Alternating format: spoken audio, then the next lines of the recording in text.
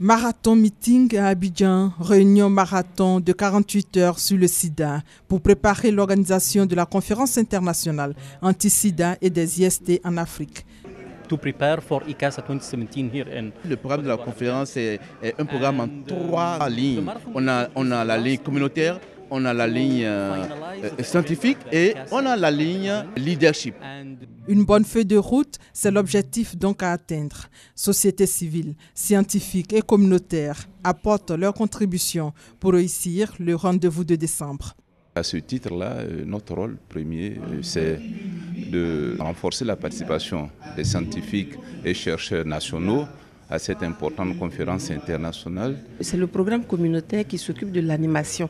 Ce sont les organisations de la société civile qui vont faire des expositions, qui vont faire des sessions et qui vont sensibiliser également sur l'éradication du VIH-Sida d'ici 2030. Les partenaires ont des défis à relever. On voit qu'il y a encore beaucoup d'enfants qui ne sont pas sous traitement.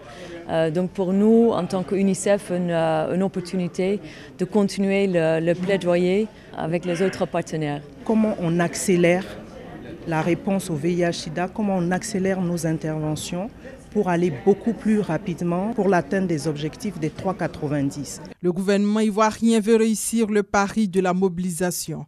En Côte d'Ivoire, de 3,7, le taux de prévalence est passé à 2,7. Le pays ambitionne de passer à 1% d'ici 2020 et en 2030 à l'éradication totale du VIH.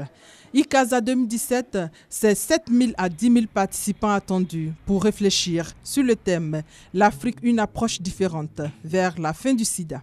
C'est aussi un site internet à visiter, www.icasa2017côtedivoire.org.